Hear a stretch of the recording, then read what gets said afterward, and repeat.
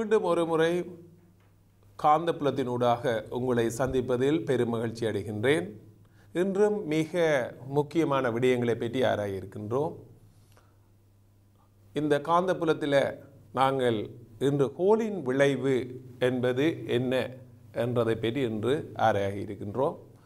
நாங்கள் முன்னரே போன முறை நாங்கள் இதை பற்றி நீங்கள் பார்த்துட்டு வந்தால் இன்னும் சிறப்பாக அமையும் என்று சொன்னேன். இன்று பார்ப்போம் இந்த ஹோலின் விளைவு என்றால் என்ன. இந்த ஹோலின் விளைவு அதாவது பாருங்கள், இங்கே ஒரு மின்னோடும் கடத்தி ஒன்று காந்தப்புலத்துக்கு செங்குத்தாக வைக்கப்பட்டுள்ளது. காந்தப்புலத்தின் திசை இந்த திசையில் இருக்குது. இந்த கடத்தி செங்குத்தாக வைக்கப்பட்டிருக்கு. அந்த கடத்தினூடு மின்னோட்டம் I இந்த திசையில் செல்லுமாறு அமைக்கப்பட்டிருக்கின்றது. இந்த மின்னோட்டம் செல்லுமாறு நாங்கள் இங்கே ஒரு பேட்டரியை இணைக்க மாதிரி, ஒரு பேட்டரியை இந்த திசையில் இந்த மாதிரி இணைச்சா நாங்கள் அதாவது இதில் இந்த மாதிரி மின்னோட்ட திசை இந்த திசையில் இருக்குது. ஆகவே இந்த மின்னோட்ட திசை இந்த திசையில் இருந்தால் அந்த மின்னோட்டத்துக்கு காரணமானது சுயாதி இலத்திரங்கள். இலத்திரங்கள் இந்த திசையை நோக்கி நகரப் போகின்றது. அவ்வாறு நகரும் பொழுது இந்த காந்தப்புலத்தின் காரணமாக அந்த இலத்திரன் ஒரு விசையை அனுபவிக்க போகுது காந்தப்புலம் காரணமாக. அப்போ காந்தப்புலம் காரணமாக விசையை எவ்வாறு அனுபவிக்க போகிறது? புலத்தின் திசை இந்த திசையில் இருக்குது, மின்னோட திசை இந்த திசையில். ஆகவே அதில் தாக்குற காந்த விசை ஃப்ளெமிங் இடைக்க விதிப்படி கீழ் நோக்கி இருக்க போகுது. அப்போ கீழ் நோக்கி இருக்க இந்த இலத்திரங்கள் எல்லாம் நகர்ந்து கீழே போகுது. ஆகவே இந்த இலத்திரங்கள் எல்லாம் நீங்கள் பார்க்கும்போது இந்த இலத்திரங்கள் எல்லாம் கீழ் நோக்கி அசைய போகுது. அப்படியே இதில் வரைகளை இந்த இலத்திரங்கள் எல்லாம் கீழ் நோக்கி அசைய போகுது. அப்போ கீழ் நோக்கி அசைய இந்த கீழே உள்ள இலத்திரங்களை நீக்கக்கூட போகுது. கீழே உள்ள இலத்திரங்களை நீக்கக்கூட இந்த இலத்திரங்களால் ஒரு கட்டத்தில் எல்லா இலத்திரங்களும் கீழே போய் சேர போகுது. அப்படியே அந்த கீழ்த்தட்டுக்கு போய் சேர இந்த இலத்திரனை கீழே உள்ள மறை ஏற்றம் தள்ளப்போகுது. அப்போ முதல் கீழே வந்தது வேற அப்படியே கீழே வந்து சேர ஒரு கட்டத்தில் அந்த இலத்திரன் நேர போக வலிக்குது. ஏன் இந்த இலத்திரங்கள் தள்ளப்போகுது. அதாவது மின்புலம் ஒன்று உருவாக போகுது. மின்புலத்தின் காரணமாக இலத்திரங்கள் ஒரு கட்டத்தில் நேர போக வலிக்கிறது.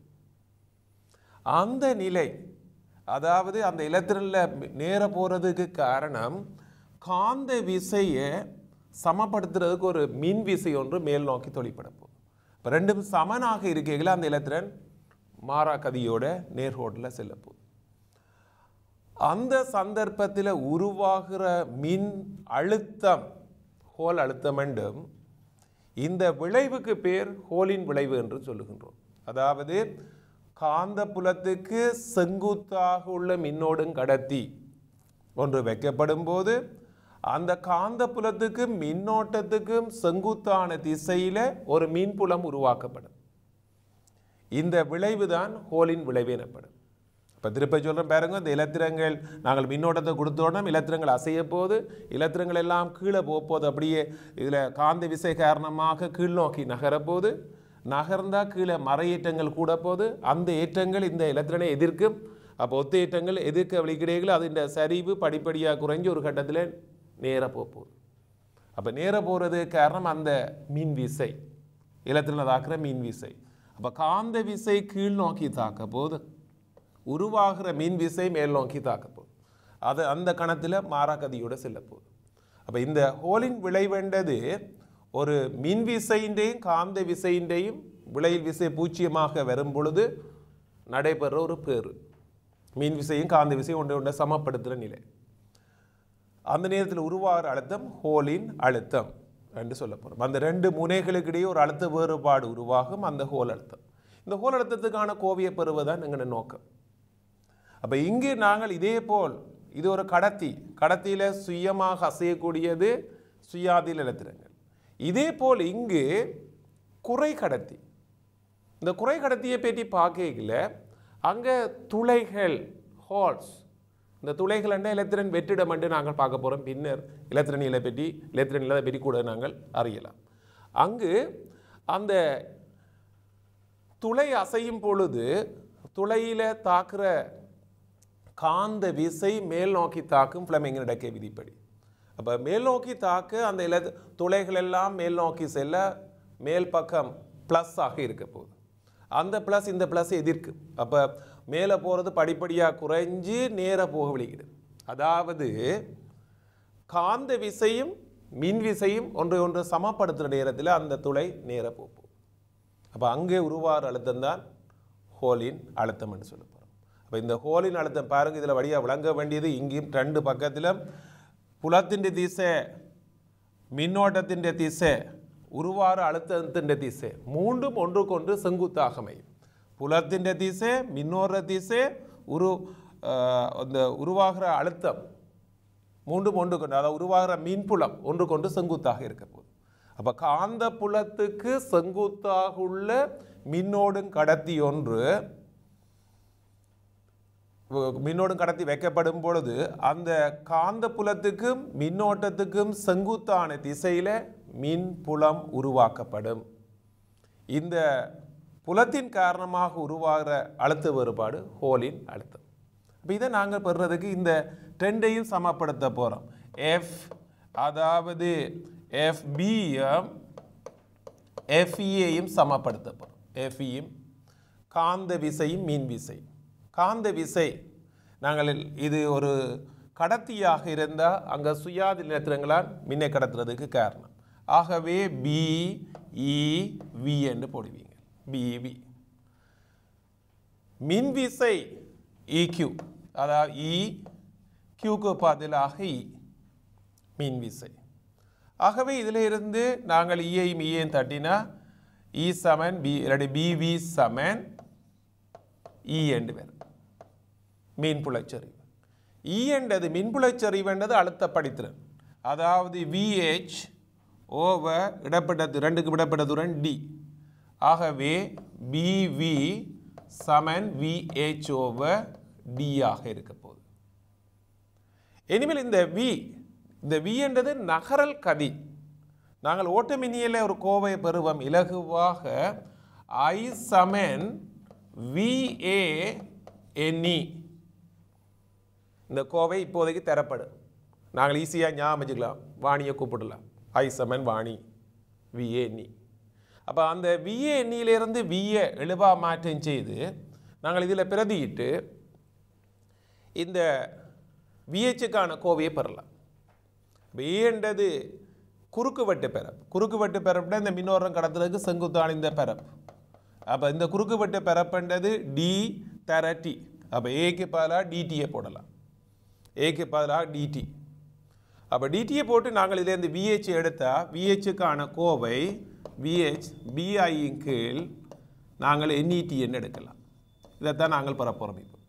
ஆகவே இந்த மின் விசையின்றையும் காந்த விசையின்றையும் சமப்படுத்துகிற நிலையில் நாங்கள் உருவார ஹோல் அழுத்தம் விஹெச்எம்என் பிஐங்கில் என்இடிஎன்னு எடுக்க போகிறோம். ஆகவே இந்த இதில் நீங்கள் கவனிக்க வேண்டிய திருப்ப நான் சொல்லக்கூடியது மின்னோர திசை, காந்த புலம், உருவாகிற மின்புலம் மூன்றும் ஒன்று கொண்டு செங்குத்தாக இருக்கிறதை அவதானிக்கக்கூடியதாக இருக்கிறது. அப்போ இங்கே குறைகடத்தியாக இருந்தால் இந்த எலக்ட்ரானுக்கு பதிலாக நாங்கள் துளை Q என்று குறித்து கொள்வோம்.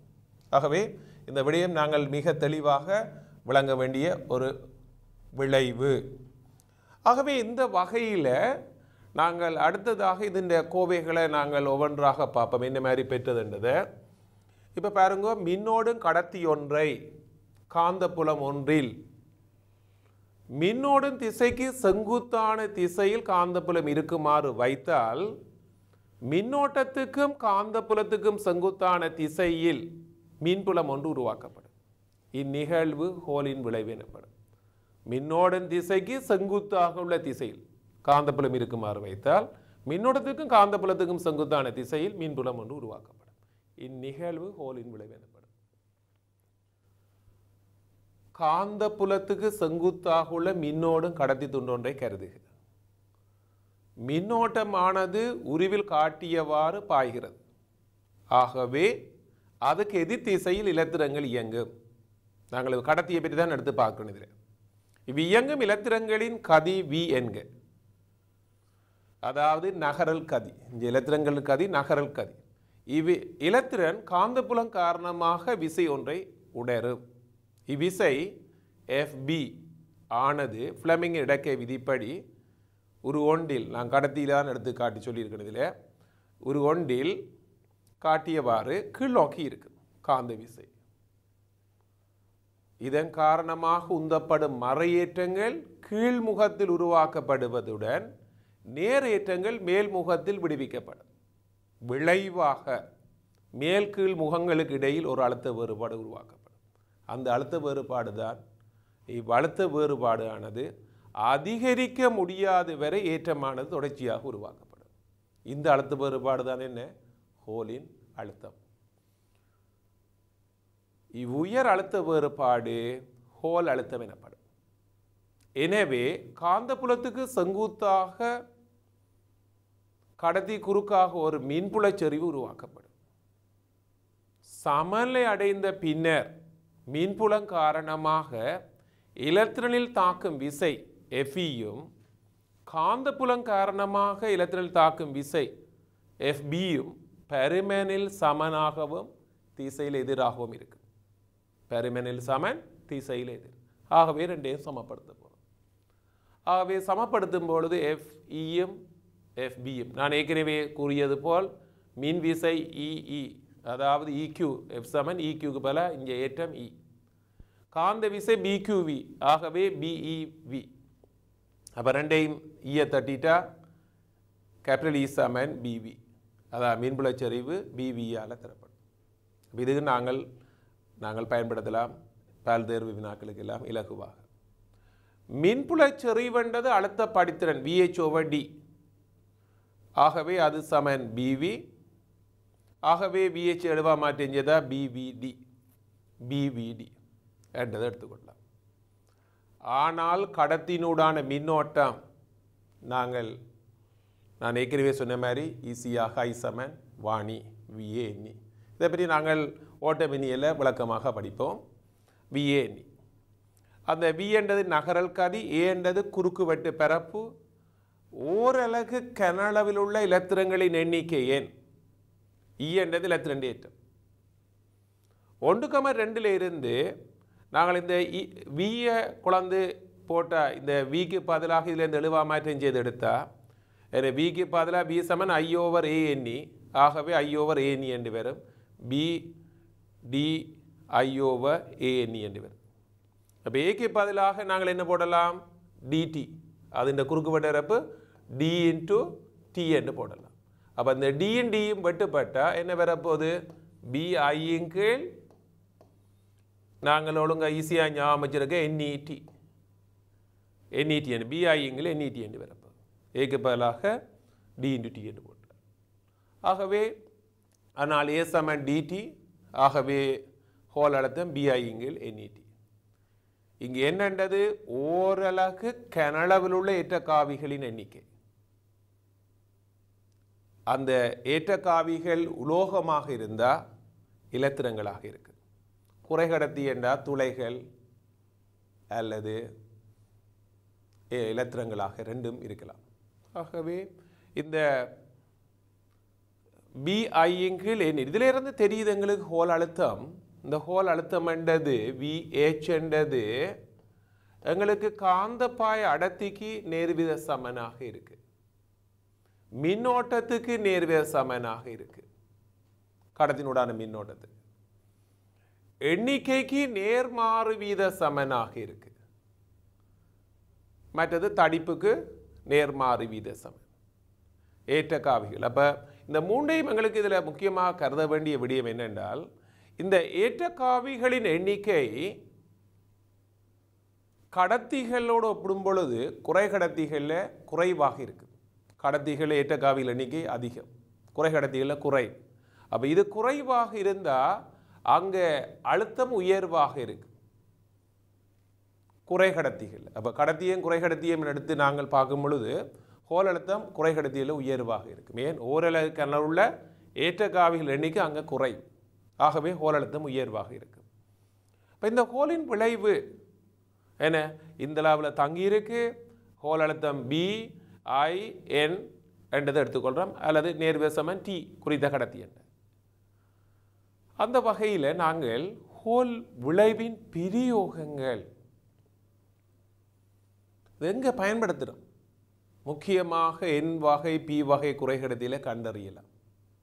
என்னென்று இப்போ என் வகை பி வகையை தான் நாங்கள் காட்டினாங்க. பி வகை என்றால் மேலே போகுது, அதிலிருந்து அதன் அழுத்த வேறுபாடு இந்த கூட குறை என்றதை வச்சுக்கொண்டு கண்டுபிடிக்கக்கூடியதாக இருக்குது.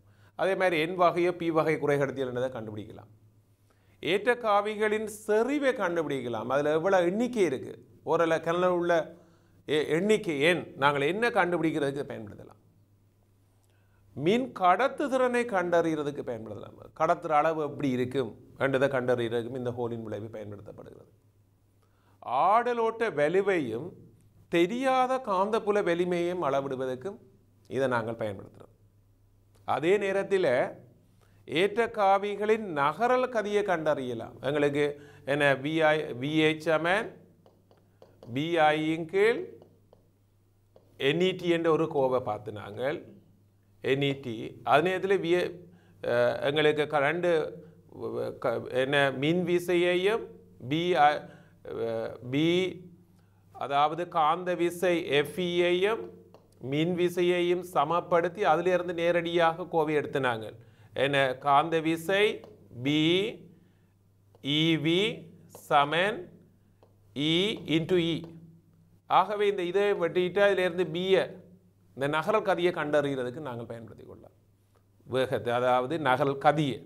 ஆகவே ஏற்றக்காவின் நகரல் கதியை கண்டறிகிறதுக்கு நாங்கள் பயன்படுத்தி கொள்ளலாம் இதை பயன்படுத்தி. அதை விட முக்கியமாக இன்று ஹோலின் விளைவை பயன்படுத்தி அதிக இயக்க உணரிகள் என்று சொல்லப்படுற அதாவது சென்சர், இன்றைக்கு பல தேவைகளுக்கு இந்த சென்சர்கள் வித்தியாசமான, அதாவது ஒரு மோட்டாருன்ற கதியை கண்டறிகிறது கூடி அந்த மோட்டார் என்ன கதியோடு சுற்றுதோ அது கூடுதோ குறையுதோன்றது எல்லாத்தையும் கண்டறிகிறதுக்கு இயக்க உணரிகளாக பயன்படுத்தப்படுது. சென்சர் என்று சொல்லப்படுற பல தேவைகளுக்கு இன்று இந்த ஹோலின் விளைவை கொண்டு இயக்க உணரிகள் பயன்பாட்டில் இருக்குது. ஆகவே இது வளர்ந்து வார ஒரு பகுதியாக இருக்குது. இன்றைக்கு பயன்பாடு கூட உள்ள பகுதியாகவும் உள்ளது ஹோலின் விளைவின் பிரயோகங்கள். ஆகவே இதில் 6 நாங்கள் குறிக்கப்பட்டிருக்கு. இதை பெரிய வேறு விடயங்களை நீங்கள் அறியலாம் உணரிகளை பொறுத்தவரையில். ஆகவே நான் ஏற்கனவே சொன்னது போல் குறைகடத்திகளில் உருவாகும் ஹோல் அழுத்தம் கடத்திகளை விட மிக உயர்வானது. ஏன்? எங்களுக்கு விஹெச் எங்களுக்கு தெரியும் எண்ணிக்கைக்கு நேர் மாறு வீத சமன். ஆகவே எங்களுக்கு கடத்திகளில் எண்ணிக்கை கூட, ஆகவே குறைவு. குறைகடத்திகள் இது குறைவு, ஆகவே கூட. ஆகவே கடத்திகளை விட குறைகடத்திகளில் ஹோல் அழுத்தம் உயர்வானது. மற்ற எல்லா மாறிகளும் மாறாது பேணப்படும் போது, அதாவது விஹெச் சமன் பிஐயின் கீழ் என்இடி, அப்போ மிச்சம் எல்லாம் மாறிலியாக பேணப்பட்டால் எது? அதாவது விஹெச் நான் ஏற்கனவே சொல்லி பிக்கு நேர்வித சமன். கூடிய சந்தர்ப்பங்களில் இதை நாங்கள் பயன்படுத்துவோம். ஹோல் அழுத்தம் காந்த புல வலிமைக்கு நேர்வித சமனாக இருக்கு மிச்சம் எல்லாம் மாறிலியாக இருந்தால். ஓகே. ஆகவே இந்த ஹோல் அழுத்தம் என்றது நாங்கள் மிக தெளிவாக பார்க்க வேண்டிய விடயம். அந்த விடயங்களை நீங்கள் ஓரளவு புரிஞ்சிருப்பீங்க. இங்கே என்னத்தோட தாங்கி இருக்கு, இது இந்த பயன்பாடுகள் என்ன, இது எவ்வாறு தொழிற்படுது. அப்போ இந்த மின்னோடும் கடத்தி காந்த புலத்துக்கு செங்குத்தாக இருக்கும்போது என்று இருந்தால் மாத்திரம்தான் இந்த விளைவு ஏற்படும். இப்போ மின்னோடும் கடத்தின் திசையிலேயே காந்த புலம் இருந்தால் ஹோலின் விளைவு ஏற்பட முடியாது. ஆகவே சில நாங்கள் உதாரணங்களை பார்ப்போம்.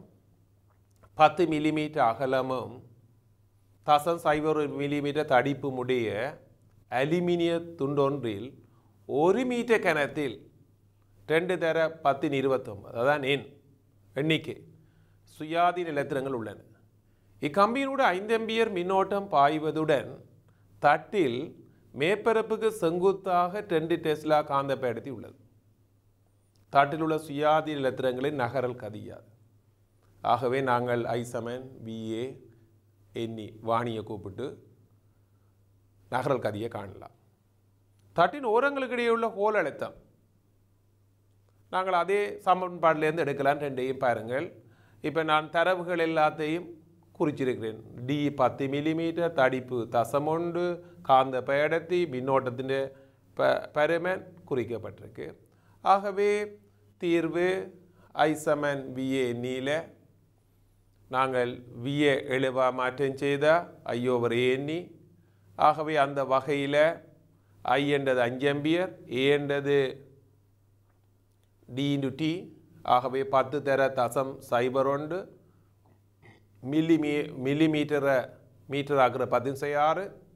எண்ணிக்கை எண்ணின்ற பெறுமதி 2 தர 10⁻29.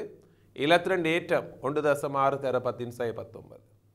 ஆகவே நாங்கள் சுருக்கினா இந்த மாதிரி வரப்போகுது. அப்போ இது ஒரு நகரல் கதி மில்லிமீட்டர் பெர்மன் வரிசையில் இருக்கும் என்றது எங்களுக்கு தெரிய வேண்டும். அடுத்ததாக நாங்கள் ஏற்கனவே VA சமன் BVD என்று பார்த்துட்டோம். ஏற்கனவே இங்கே VA கண்டபடியே நாங்கள் இந்த சமன்பாட்டில் எடுத்துக்கொள்ளலாம். BVD, B தெரியும், B கண்டுட்டோம், D. ஆகவே அதில் பிரதியிட்டா B 10 டெஸ்லா, V ஏற்கனவே முன்னர் பெறப்பட்டது, D என்றது 10 மில்லிமீட்டர், 10 தர 10⁻3. ஆகவே எங்களுக்கு இவ்வளவு வாட் என்று கிடைக்க போகுது. ஒரு மிகச்சிறிய அழுத்தமாக இருக்குது. பல்வேறு வினா ஒன்றை நாங்கள் பார்ப்போம். ஹோல் விளைவு பற்றிய பின்வரும் கூற்றுகளை கருதுக. ஹோல் வால்ட்டளவின் குறி நேரல்லது மறை, அதாவது குறி நேரல்லது மறை உலோகத்தில் உள்ள மின்னேற்ற காவிகளின் குறியில் நேரல்லது மறை தங்கி இருப்பதில்லை. உங்களுக்கு தெரியும் அந்த குறியில் தங்கி இருக்கு. இலத்திரங்கள் என்றால் எவ்வாறு சென்றது, துளைகள் என்றால் எவ்வாறு சென்றது என்றதெல்லாம் நாங்கள் பார்த்தோம். ஆகவே தங்கி இருப்பதில்லை என்றது பிழையான கூற்று. ஆகவே இந்த கூற்று பிழையானது. தங்கி இருக்கும். காந்தப்புலத்தின் திசை மின்னோட்டத்தின் திசைக்கு சமாந்தரமாக இருக்கும்போது ஹோலின் விளைவு பிறப்பிக்கப்படுவதில்லை. சரியான கூற்று. அதாவது செங்குத்தாக இருந்தால் தான் ஹோலின் விளைவு பிறப்பிக்கப்படும் என்பது நாங்கள் அறிந்தோம். ஆகவே சமாந்தரமாக இருந்தால் அதில் விசை தாக்க முடியாது, ஆகவே விளைவு ஏற்படாது என்பது எங்களுக்கு தெரியும். ஆகவே அந்த கூற்று சரியானது. ஹோல் விளைவானது காந்தப்புலம் ஒன்றில் இயங்கும் மின்னேற்றம் ஒன்றின் மீது தாக்கும் விசையின் பயனான ஒரு பேராகும். காந்தப்புலத்தில் விசையின் பேரால் தான் மின்புலம் உருவாக்கப்படுகின்றது. ஆகவே அது இந்த கூற்றும் சரியான கூற்றாக உள்ளது. ஆகவே இந்த மூன்று கூற்றுகளில் A மாத்திரம் பிழையாக உள்ளது, Bயும் Cயும் சரியாக உள்ளது. அந்த வகையில் எங்களுக்கு விடை B, C ஆகியன சரியாக இருக்கு. அடுத்ததாக நாங்கள் காந்த புலத்தில் வைக்கப்பட்டுள்ள மின்னோட்ட தடத்தில் தொழிற்படும் முறுக்கத்தை பற்றி அறிய போகின்றோம். அப்போ இந்த காந்த புலம் இப்போ இதில் காட்டப்பட்டிருக்கு வடமுனைவு, தென்முனைவு, மின்னோர திசை காட்டப்பட்டிருக்கு, மின்னோட்ட திசை. அப்போ இந்த திசையில் மின்னோடுது, இதில் காட்டப்பட்ட மின்னோட்ட திசை இங்கே இருக்குது, புலத்தின் திசை இங்கே இருந்து இங்கே இருக்கும். இந்த திசையில் ஃப்ளெமிங்கின் இடக்கை விதிப்படி விசை கீழ் நோக்கி தாக்க போகுது, இங்கு மேல் நோக்கி தாக்க போகுது. ஏன் மின்னோட்ட திசை இங்கே, ஃப்ளெமிங்கின் இடக்கை விதிப்படி விசை நாங்கள் ஃப்ளெமிங்கின் இடக்கை அல்லது இடக்கை உள்ளங்கை விதியை பயன்படுத்தலாம். மின்னோட்ட திசை புலம் உள்ளங்கையை நோக்கி இருக்கு, ஆகவே விசை கீழே. அதே போல் அங்கே மின்னோட்டம் வெளியிலே இருக்கு, புலம் உள்ளங்கையை நோக்கி இருக்கு, விசை மேலே. ஆகவே இந்த திசையில் சுழலப்போம். அப்போ இதை பற்றிய விளக்கத்தை நாங்கள் இந்த இணை என்றால் தொழிற்படும் முறுக்கம் அல்லது இணை, இந்த இணை என்றால் என்ன, இதை பற்றிய விளக்கம் தான் நாங்கள் இதில் கொஞ்சம் கவனம் எடுக்க வேண்டிய விடயம். ஆகவே இந்த முறுக்கம் எவ்வாறு தொழிற்படுது பாருங்கள். இங்கே சீரான காந்தப்புலம் ஒன்றில் வைக்கப்பட்டுள்ள மின்னோடும் செவ்வக வடிவான சுருள், ஒரு செவ்வக சுருளை காட்டியிருக்கு. இப்படி பல சுற்றுகள் இருக்கு, சுற்றப்பட்டிருக்கு. இந்த சுருள் இந்த y டேஷ் என்ற அச்சில் தொங்க விடப்பட்டிருக்கு, முறுக்கு இல்லாத இலையில் தொங்க விடப்பட்டிருக்கு. அப்போ தொங்க விடப்பட்டிருக்கு. இந்த சுருள் புலத்தோட தீட்டா கோணத்தை ஆக்குது. அல்லது அச்சோட, அச்சுன்றது உங்களுக்கு தெரியும், தளத்துக்கு செங்குத்தானது அச்சு, இதான் அச்சு, அச்சோட புலம் அல்ஃபா கோணத்தை ஆக்குது. ஆகவே இதில் மின்னோட்டத்தின் திசை நான் காட்டப்பட்டு பாருங்க, மின்னோடுது, மின்னோட்டத்தின் திசை பாருங்க, அப்படியே மின்னோட திசையை நான் காட்டிட்டு மின்னோட்டம் ஓடிக்கொண்டிருக்கு. இப்படி ஓடிக்கொண்டிருக்கும் பொழுது தாக்குற விசை, சரி, அப்படி மின்னோடைக்குள்ள தாக்குற விசை, இதில் மின்னோட திசை இந்த திசையில் இருக்கு, புலத்தின் திசை இங்கு.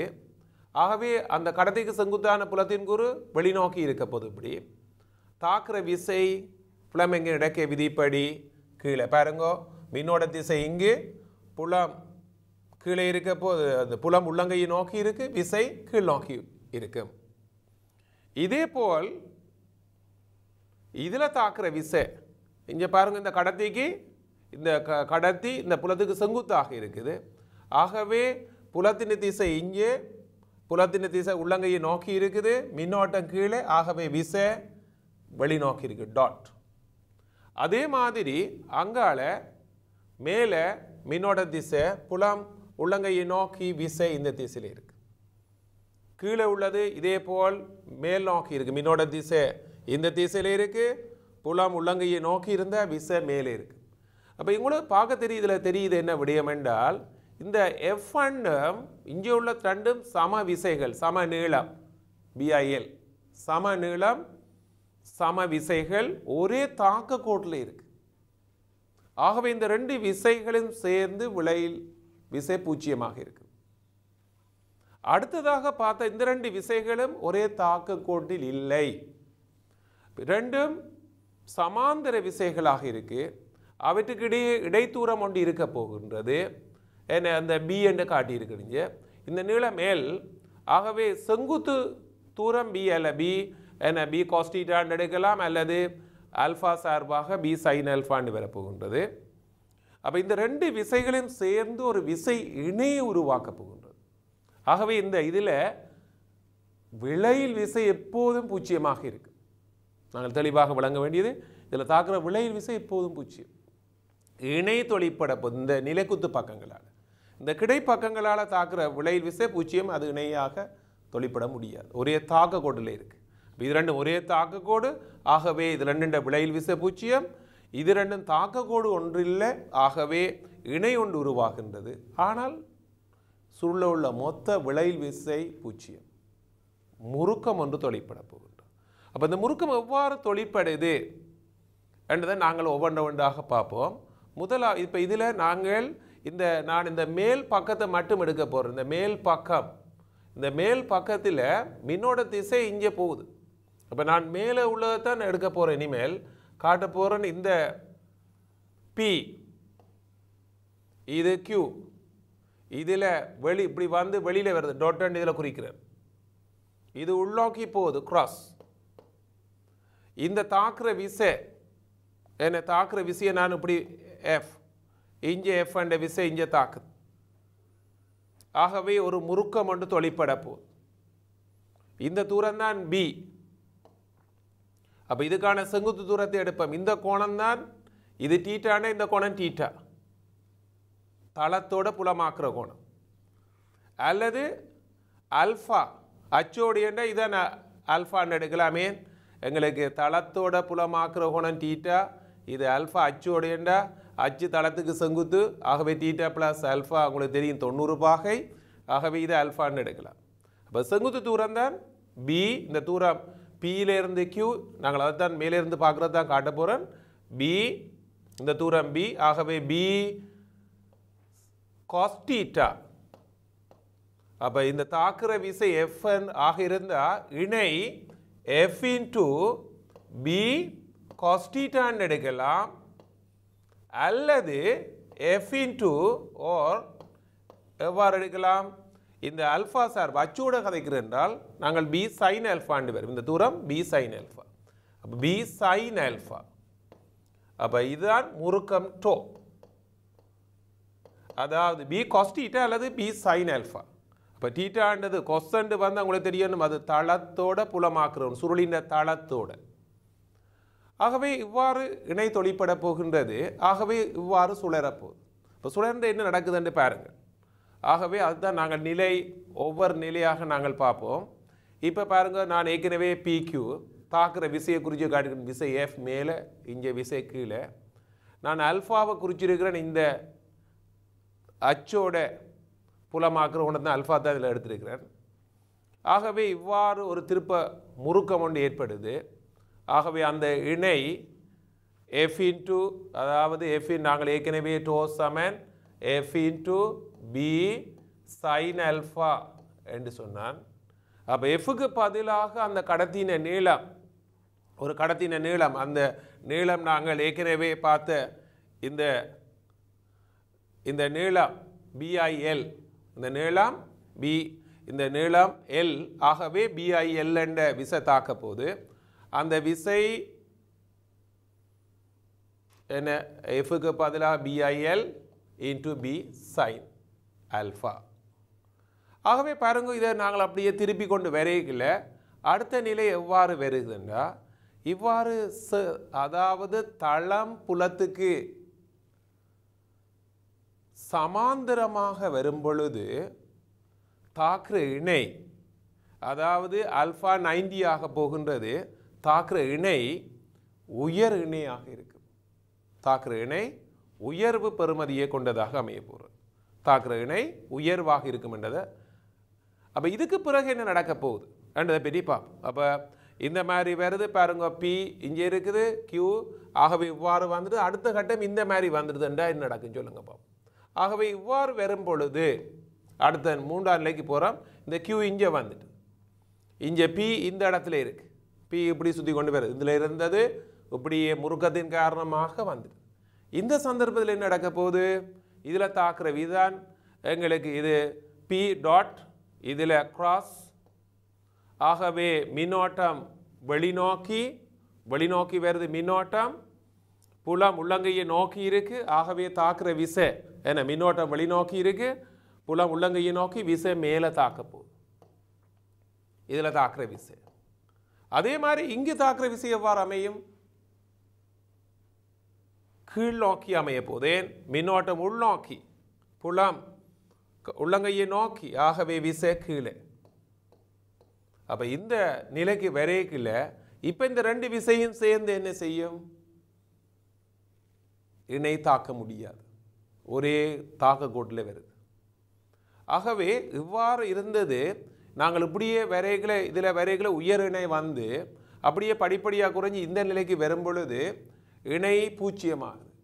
ஆனால் பெற்ற உந்தத்தின் காரணமாக அங்கால திரும்ப போகுது. திரும்பினா இது இஞ்சால திரும்பினா இதில் தாக்குற விஷயம் எங்கள் மேலே இருந்தது. அப்போ என்ன செய்ய போகுது, எதிரான இணை ஒன்று உருவாக போகுது. அப்போ இவ்வாறு இருந்தது, உயர் இணை வந்தது, இதுக்கு பிறகு பூச்சியமாக வந்து எதிர் திசையில் இஞ்சால வரும் பொழுது இணை திரும்ப போகின்றது. பாருங்கள் எவ்வாறு அமையுது. அப்போ இந்த சந்தர்ப்பம் நான் ஏற்கனவே கூறிய போது பாருங்கள், இந்த இடத்துல முறுக்கம் பூச்சியம், இணை தாக்கா.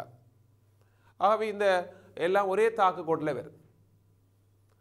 ஆகவே அடுத்த கட்டம் இதை விட்டு அந்த உந்தத்தின் காரணமாக திரும்பி நோடணும். இதில் தாக்குற விசை மேலே, அதான் புலம் இந்த திசை, மின்னோட்டம் வெளியிலே, ஆகவே விசை மேலே. ஆகவே இப்போ இணை எவ்வாறு தொழிற்பட போகுது, எதிரான இணை. ஆரம்பத்தில் பார்த்த இணைக்கு எது முதல் ஆரம்பத்தில் இணை இந்த திசையில் இருந்தது.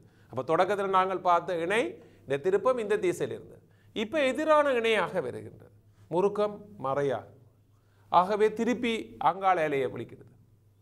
அப்போ அந்த திசையில் வரப்போ ஆகவே இந்த சுருளை என்ன செய்ய போகுது, அதாவது முதல் உந்தத்தின் காரணம் அப்படி வந்து உயர் முறுக்கம் வந்து திருப்பி இப்படி வந்து இப்படி அலைஞ்சு அலைய போகுது, மாறி மாறி. அப்போ திருப்பி இஞ்சால வரும், இஞ்சால வந்து முறுக்கம் தொழிற்பட போகுது இஞ்சி, அப்போ இப்படி வந்து திருப்பி அங்கால போக போது இவ்வாறு அலைய போகுது. அலைஞ்சு கடைசியாக சுருளை எவ்வாறு ஓய்வுக்கு வரும், அதில் தாக்குற முறுக்கம் பூச்சியமாக வரும்பொழுது அப்போ இந்த சந்தர்ப்பத்தில் சுருள் ஓய்வுக்கு வரும். அப்போ இந்த நிலையில் தான் கடைசியாக, அதாவது சுருளின் தளம் புலத்துக்கு செங்குத்தாக வரும் பொழுது சுருளை தாக்குற இணை பூச்சியம். ஆகவே அது அலைஞ்சு கடைசியாக ஓய்வுக்கு வரைக்கல அதன் தளம் புலத்துக்கு செங்குத்தாக இருக்கு. இதுதான் நாங்கள் ஏற்கனவே ஒரு சட்ட காந்தத்தை கட்டி தொங்க விட்டால் சட்ட காந்தம் வடக்கு தெற்காக ஓய்வுக்கு வருதுண்டா அதின் அச்சும் புலவும் ஒரே திசை. இங்கே பாருங்க, இது சுருளின் அச்சும் புலவும் ஒரே திசை. அதில் தாக்குற இணை பூச்சியமாக வருகின்றது. ஆகவே அந்த இணை பூச்சியமாக வரும் பொழுது அது ஓய்வுக்கு வரும். ஆகவே பெற்ற உந்தத்தின் காரணமாக முதல் வரும், இப்படி அலைஞ்சு அலைஞ்சு ஓய்வுக்கு வரும். ஆகவே இஞ்சால மறைமுறுக்கம் என்றதை வடிவாக புரிஞ்சு கொள்ள வேண்டிய இடம். நாங்கள் முதல் இருந்த முறுக்கத்துக்கு எதிரான முறுக்கம் வரும். ஆகவே திரும்பி அலைஞ்சு அலைஞ்சு ஓய்வுக்கு வருகின்றது.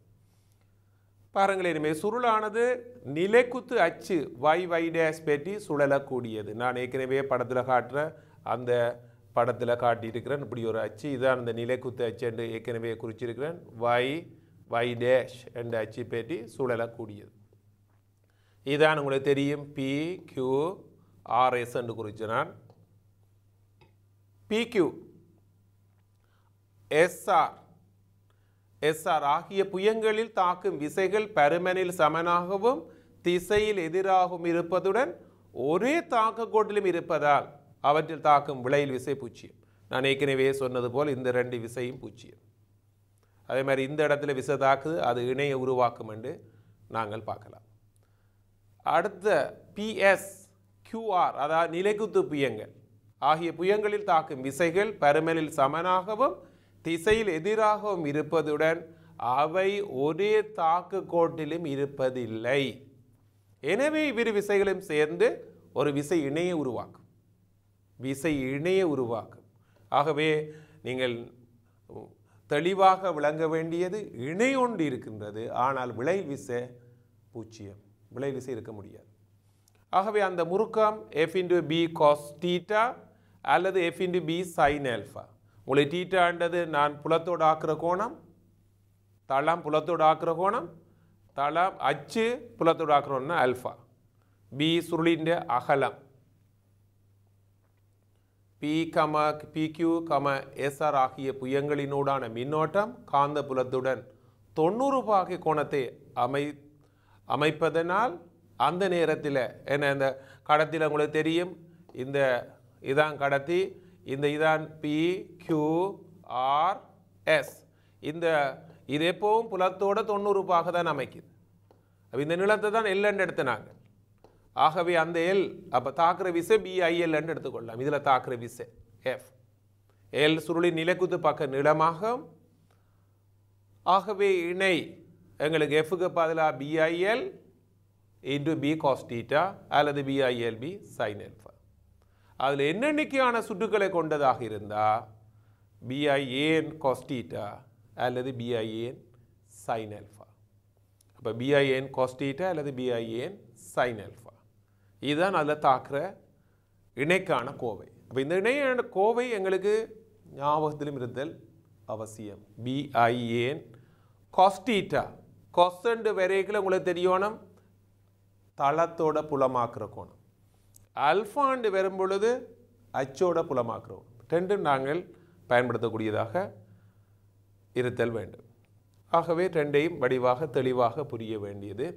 நாங்கள் இதை கொண்டு தான் நாங்கள் அடுத்த கட்டமாக ஒரு அசைஞ்சுருள் கெல்வனோமானி அல்லது மின் மோட்டார் எவ்வாறு தொழிற்படுது, அதில் உள்ள சிறப்பு என்ன என்ற விடயங்கள் எல்லாம் இதே அடிப்படையாக கொண்டவை. அப்போ இதிலும் நாங்கள் ஒரு சிறப்பான ஒரு நிலையை திரும்ப பார்க்க போகின்றோம். என்ன சிறப்பான நிலை? ஆரியன் காந்த புலம். ஆரியன் காந்த புலம் என்றால் என்ன?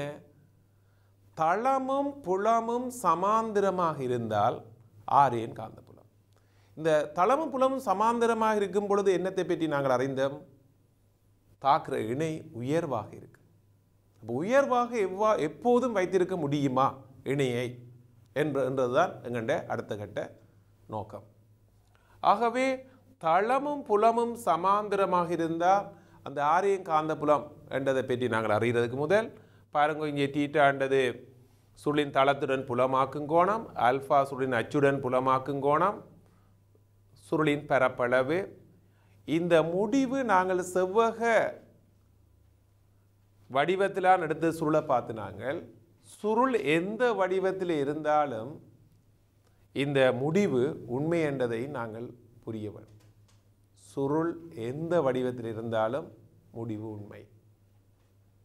அதாவது சுருள் எவ்வடிவத்தில் இருப்பினும் முடிவு உண்மையானது. வட்டமாக இருக்கலாம், நீள்வட்டம் வளையமாக இருக்கலாம், எந்த வடிவத்தில் இருந்தாலும் இந்த முடிவு உண்மை. ஆகவே அதை நாங்கள் எடுத்துக்கொண்டு பாருங்க, சுருளின் தளம் காந்தப்புலத்துக்கு செங்குத்தாக வரும்போது சுருளில் தாக்கும் இணை பூச்சியமாகும். எங்களுக்கு செங்குத்தாக வரும்போது தாக்கும் இணை பூச்சியம். அப்போ தொங்கல் இலை, அந்த தொங்குற வை டேஷ் முறுக்கில்லாத இது எனின் ஒரு நிலையில் சுருள் ஓய்வுக்கு வரும். இந்நிலையில் சுருளின் தளம் காந்தப்புலத்துக்கு செங்குத்தாக இருக்கு. அப்போ ஓய்வுக்கு வரையில் சுருளின் தளம் காந்தப்புலத்துக்கு செங்குத்தாக இருக்கு, அல்லது சுருளின் அச்சு காந்தப்புலத்துக்கு சமாந்தரமாக இருக்கு. நான் ஏற்கனவே சொன்னபடி ஆரியன் காந்தப்புலம் ஒன்றில் வைக்கப்பட்டுள்ள மின்னோடும் செவ்வக வடிவான சுருள். இதை திருப்ப நாங்கள் பார்க்குறோம். ஏற்கனவே அந்த நிலையிலான உயர் காந்தப்புலம். அப்போ அந்த சந்தர்ப்பத்தில் தாக்குற விசைகளை பற்றி பார்ப்போம். இப்போது இந்த இதுக்களால் மின்னோட்டம் ஓடுது. நான் காட்டப்பட்ட திசையில் பாருங்க, மின்னோட்டம் ஓடிக்கொண்டிருக்கு. இந்த மாதிரி வந்து இப்படியே சுருளுக்களால் ஓடிக்கொண்டிருக்கு. அப்போ மின்னோட்டம் ஓடும் பொழுது இப்போ தாக்குற விசை இங்கும் மாத்திரம்தான் விசை தாக்க போகுது. இந்த பிக்யூவிலும் எஸ்ஆரிலும் தாக்குற விசை பூச்சியம். ஏன்? அந்த கடத்தி புலத்தின் திசை வழி இருந்தால் விசை தாக்காது என்பது எங்களுக்கு தெரியும். அதாவது புலத்தின் திசை வழியே கடத்தி இருந்தால் விசை தாக்காது. ஆகவே பிக்யூவிலும் இந்த எஸ்ஆர் என்ற பகுதிகளிலும் விசை பூச்சியம், விசை தாக்க முடியாது. ஆகவே இங்கே இந்த ரெண்டு பக்கத்திலான் விசை தாக்கப்போது இதுதான் உயர் விசை என்றதை நாங்கள் ஏற்கனவே பார்த்துட்டோம். திருப்பவும் அதை பற்றி வடிவாக அவதானிப்போம். ஆகவே எஃப் என்ற விசை செங்குத்து, பி என்ற இடைத்தூரம் முறுக்கம் ஏற்படுது. இதுதான் உயர் முறுக்கம் ஏற்படும். இந்த உயர் முறுக்கத்தை நாங்கள் தொடர்ந்து வைத்திருக்க முடியுமா, எவ்வாறு வைத்திருக்கலாம் என்றதை பற்றி தான் இந்த நோக்கம். அதுக்காகத்தான் நாங்கள் திருப்ப ஆரியன் காந்தப்புலம்.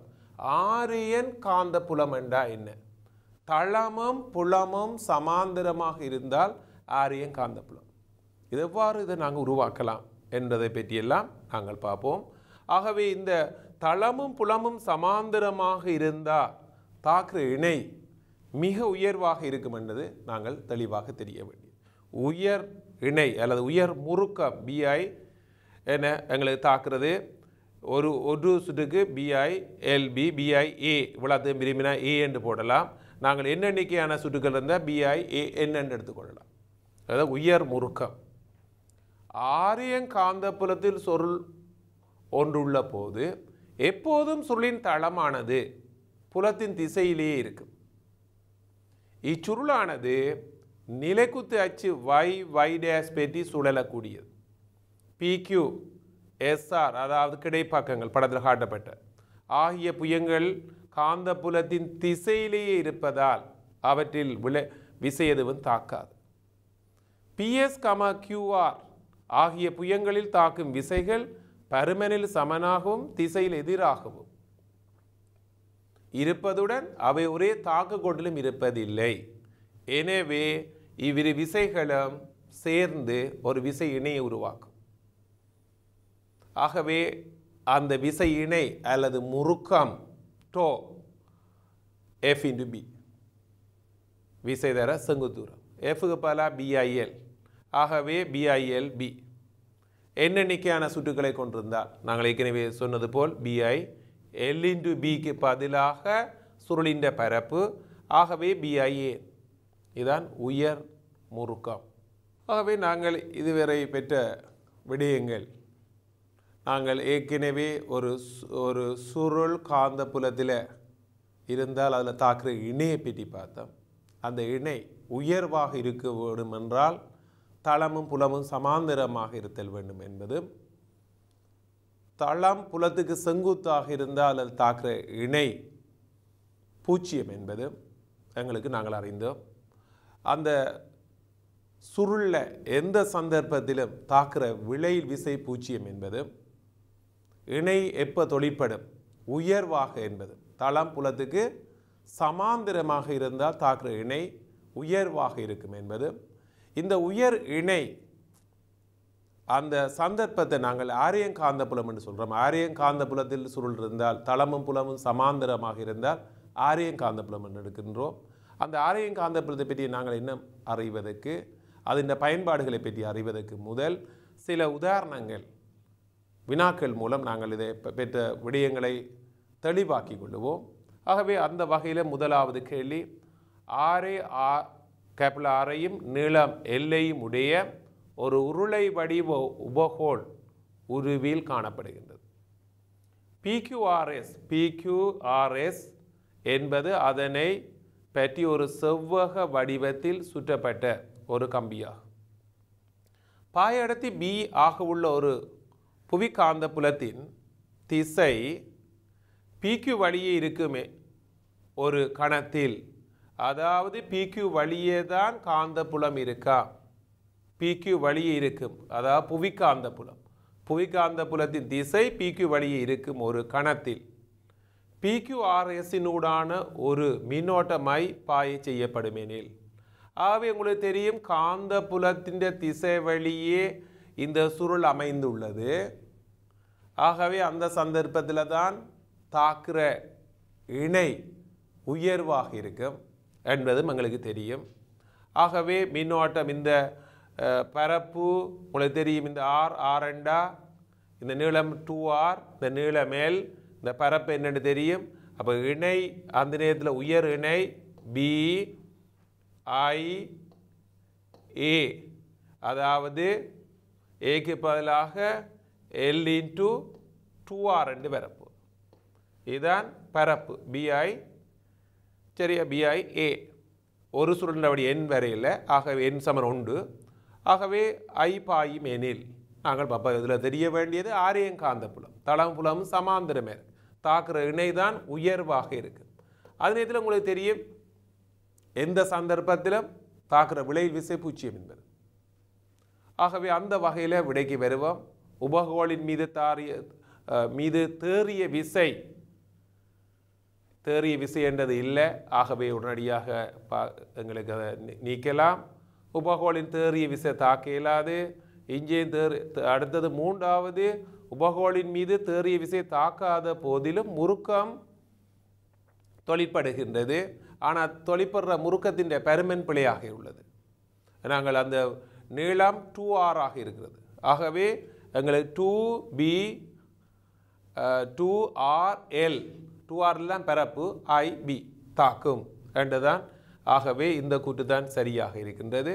தேறிய விசையோ தேறிய முறுக்கமோ தாக்க மாட்டாதுன்றது பிள்ளை. ஆகவே எங்களுக்கு தெளிவாக தெரிய வேண்டிய விடயம், அங்கே விசை தாக்காது, தேறிய விசை தாக்காது, முறுக்கம் ஒன்று இருக்க போது அந்த முறுக்கம் தாக்குற 2 விடைகள் தான் இங்கே எங்களுக்கு உடனடியாக தெரியுது. ஆனால் அந்த 6 தான் தரப்பட்டிருக்கு. ஆகவே 2R தான் அதன் சுருளின் நீளம் அகலம்.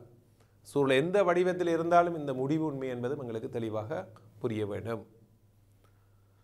ஆகவே அந்த வகையில் நாங்கள் அடுத்ததாக இந்த அசை சுருள் கெல்வனோமானி என்ற முக்கியமான பகுதிக்கு நாங்கள் போவோம். இந்த ஆரியன் காந்தப்புலம் என்றதின் நோக்கம் என்ன, அதை பற்றிய விளக்கம். தளமும் புலமும் சமாந்தரமாக இருந்த ஆரியன் காந்தப்புலம். இப்போ இந்த அசைன் சுருள் கெல்வனோமானி எவ்வாறு தொழிற்படுது என்றதை பற்றி நாங்கள் ஆராய போகின்றோம். இதில் பாருங்க, ஒவ்வொரு பகுதிகளும் எங்களுக்கு தெளிவாக இருக்கணும். இந்த 2 காந்தங்கள் இருக்குது, அரை வட்ட வடிவ காந்தங்கள். இந்த அரை வட்ட உருளை வடிவ காந்தங்கள் குழிவு முனை காந்த முனைகள். இந்த காந்த முனைகளுக்கு நாங்கள் பொதுவாக சொல்கிறோம் இந்த 2 காந்தங்களையும் சேர்த்து நிரந்தர பரிகளாட காந்தங்கள் உண்டு. பரியலாட காந்தம். அந்த காந்தங்கள் 2 வலிமை கூடிய காந்தங்களாக இருக்குது. அதே நேரத்தில் ஒரு செவ்வக சுருள், இங்கே பாருங்கள், இதெல்லாம் செவ்வக சுருள். இந்த செவ்வக சுருளும் இந்த அச்சுல சுயாதீனமாக சுழலக்கூடியதாக உள்ளது. அந்த அச்சோட பாருங்க, இஞ்சி ஒரு வேல் இப்படி சுற்றி இப்படி இருக்குது, இஞ்சி அதுக்கு எதிரான திசையில் சுற்றப்பட்டிருக்கு, இணைக்கப்பட்டிருக்கு. அதோட அந்த அச்சு 2 ஆபரண தாங்கிகள் என்று சொல்லப்படுற ஆபரண தாங்கிகள் என்று சொல்லப்படுற ரெண்டு பாருங்க. அது அந்த உராய்வை ஆபரண தாங்கிகள் உராய்வை குறைக்கும் என்று போட்டிருக்கிறேன். உராய்வை குறைக்கும் என்றது அந்த ஆபரண தாங்கிகள் அப்போ சுயமாக சுழலக்கூடியதாக இருக்கிறதா இந்த ஆபரண தாங்கிகள். வளமையாக நாங்கள் வாட்சுவல் வழி உங்களுக்கு பார்க்க தெரியும் எத்தனை ஜுவல்ஸ், எத்தனை ஆட்டோமேட்டிக் வாட்ச் வழியே எத்தனை ஜுவல்ஸ் என்று போடும். 21 ஜுவல், 23 ஜுவல்ஸ் என்றெல்லாம் குறிச்சிருப்பீங்க, எனக்கு அவதானிச்சிருக்கலாம். அப்போ அங்கே உள்ள வீலிகள் அந்த உராய்வை இல்லாமல் பண்ணுறதுக்கு தான் அந்த ஆபரண தாங்கில் அந்த வைரம் உராய்வை குறைக்கும். அதான் ஆபரண தாங்கில்னு சொன்னோம். உராய்வை குறைக்கிற பகுதி தான் இந்த சுயமாக அசையக்கூடியதாக இருக்குது. அந்த சுருள் சுற்றப்பட்டிருக்கு. சுருளின் ஒரு முனை தான் இந்த மயிர்வில்லுக்கு இணைக்கப்பட்டிருக்கு. அடுத்த முனை அடுத்ததால் அடுத்த மயிர்வில்லின் அடுத்த பகுதிக்கு இணைக்கப்பட்டிருக்கு. சுயமாக இயங்கக்கூடிய சுருள் செப்பு கம்பி சுற்றப்பட்டிருக்கு அதில். அதே நேரத்தில் இந்த மெல்லிரும்பாக நிலைத்த மெல்லிரும்பாகனி உருளை அது அசையாது. இதில் தெளிவாக இருக்க வேணும். சில பேர் இந்த நாங்கள் மெல்லிரும்பாகனியும் அசையும் என்ற ஒரு பிள்ளையான நினைக்கிற பழமையாக வேற பார்க்கும், அதை கவனிச்சுக்கணும். இங்கே அசையாது. அதை பாருங்க, நாங்கள் அதை நட்டு போட்டு பூட்டி இருக்கு, அது அசையாது, நிலைத்ததாக இருக்க போகுது. அப்போ இந்த சுருள் தான் அசைய போகுது. அப்போ சுருள் முழுமையாக அசையாது. அப்போ சுருள் ஒரு பக்கம் இஞ்சால அங்கால போக முடியாது, அரைவாசி 2 பக்கம் தான் அசைய போகுது, முழுமையாக அசையாது. அசையாதவாறு இந்த சுருள் அமைக்கப்பட்டிருக்கு. அந்த சுருள் இந்த அச்சாணியில் அதின் மயிர்வில்லோடு பொருத்தப்பட்டிருக்கு. அந்த அந்த பகுதி தான் அசையக்கூடியதாக இருக்குது. இந்த மெல்லிரும்பாகனி உருளை அசைய முடியாது. ஆகவே அந்த வகையில் பாருங்க, அந்த சுருளோடான் காட்டி பொருத்தப்பட்டிருக்கு. அளவிடை இலவரப்பது. ஆகவே மின்னோட வெளிக்கிட்டா இப்போ இதுக்குள்ளால மின்னோடு இங்கே பாருங்க, படத்தில் காட்டப்பட்ட மாதிரி இதால் மீன் இந்த சுருளுக்குள்ளால் ஓடி இங்கே வெளியேறுது. அப்படி ஓடைக்குள்ள என்ன நடக்குதென்றால் இந்த மின்னோட்டத்தின் காரணமாக ஒரு இணை தொழிற்பட போகின்றது. மின்னோட்டத்தின் காரணமாக ஒரு இணை, அந்த இணை காரணமாக சுழல வெளிக்கிடும் பொழுது இந்த மயிர்வில் அதை எதிர்க்கும். பாருங்க, இந்த மயிர்வில் ஒரு வீல் இந்த திசையில் இருக்குது, மற்ற வீல் எதிர் திசை. அப்போ இந்த பக்கத்தில் போனாலும் இந்த பக்கத்தில் போனாலும் ஒன்று அதை எதிர்க்கிற ஒரு இணை ஒன்று உருவாகும். 2 பக்கமும் எதிர்க்க போகிறது. ஆகவே இந்த மின்னோட்டத்தின் காரணமான முறுக்கத்தை இந்த மயிர்வில் எதிர்க்கிறதாக கொடுத்து 2ம் ஒரு கட்டத்தில் சமப்படுத்திகளை இந்த காட்டி ஒரு நிலையான இடத்தை காட்டும். அப்போ இதான் இங்கே உள்ள பயன்படுத்த போகிற மிக முக்கியமான முடிவு. அதே நேரத்தில் எங்களுக்கு தெரிய இந்த அரைவட்ட காந்தங்கள் மூலம் ஆரியன் காந்தப்புலம் உருவாக்கப்படுது. இந்த ஆரியன் காந்தப்புலம் எவ்வாறு உருவாக்கப்படுது? ஆரியன் காந்தப்புலம் என்றால் என்ன? கதிர் வடிவான காந்தப்புலம் என்று சொல்கிறோம். எவ்வாறு அந்த கதிர் வடிவான காந்தப்புலம் இங்கு உருவாகுதுன்றதையும் நாங்கள் அவதானிப்போம். அப்போ எப்போவும் இந்த சுருளின் தளம் எந்த திசையில் திரும்பினாலும் சுருளின் தளமும் புலமும் சமாந்தரமாக இருக்கு. ஆகவே தாக்குற இணை உயர்வாக இருக்கு.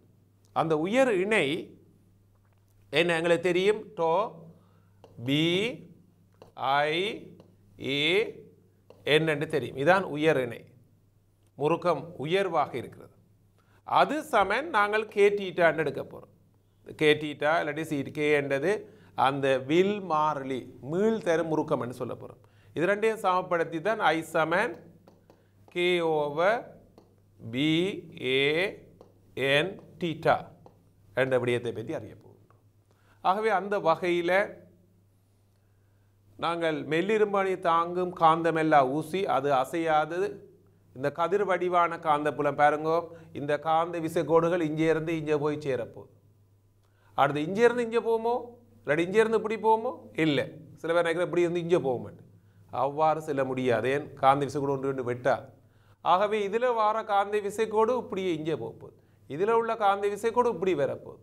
இதுதான் அந்த கதிர் வடிவான காந்தப்புலம். அப்போ இதில் என்ன நடக்குதுன்றா, சுருள் எப்படி சுழரும் பொழுதும் தளமும் புலமும் சமாந்தரமாக இருக்கும் என்றது எங்களுக்கு தெளிவாக இருக்கின்றது. பாருங்கள், இதான் அந்த கதிர் வடிவான காந்தப்புலத்தை காட்டியிருக்கிறேன். சுருள் எவ்வாறு திரும்பினாலும் அதன் தளமும் புலமும் சமாந்தரமாக இருக்கும். இப்போ கதிர் வடிவான காந்தப்புலம் இப்போ எந்த சந்தர்ப்பத்திலும் உருவாகிற இணை உயர்வாக இருக்கும். இப்போ இந்த சிறப்பு தான் நாங்கள் பல முக்கியமான முடிவுகளுக்கு காரணமாக அமைகின்றது.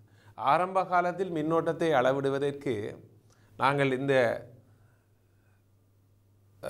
கல்வனோமானி பயன்படுத்தவில்லை. ஆரம்ப காலத்தில் டான்ஜென்ட் கல்வனோமானி என்ற எல்லாம் இருந்தது. மின்னோட்டத்துக்கும் திரும்பலுக்குமான தொடர்பு ஏகவினமாக இருக்கவில்லை. ஆகவே அந்த தொடர்பு ஏகவினம் மின்னோட்டத்துக்கும் திரும்பலுக்குமான தொடர்பு எவ்வாறு அமையும், இதன் உணர்திறன் என்றால் என்ன, இதை பற்றிய மேலதிக விளக்கங்கள் எல்லாம் நாங்கள் அடுத்த பகுதியினூடாக இன்னும் சிறப்பாக நாங்கள் ஆராய்வோம். இதுவரை நாங்கள் படித்த விடயங்கள் அத்தனையையும் தெளிவாக மீட்டிக்கொண்டு நாங்கள் இன்றைக்கு ஹோல் எஃபெக்டை பற்றி பார்த்து நாங்கள் ஹோலின் விளைவிலிருந்து இணை, அந்த இணையோட சம்பந்தப்பட்ட விடயங்கள், ஆரியன் காந்த புலம் என்றது எல்லாத்தையும் பற்றி அறிந்தோம். இவ்வாறான விடயங்களை நாங்கள் திரும்ப ஞாபகப்படுத்த வேண்டியது மிக அவசியமான விடயம். இலகுவான பகுதி, அந்த ஆரம்பத்தை நாங்கள் சரியாக புரிஞ்சு கொண்டோமோ மிக இலகுவான பகுதியாக இது மாற வேணும். ஆகவே இதை திரும்ப நீங்கள் அவதானிப்பதற்கு சேனல் NAE யூடியூப்பினூடாக சென்று நீங்கள் திரும்ப பார்த்து மிகுந்த பலனை பெற வாழ்த்துக்கள் மாணவர்களே. நன்றி.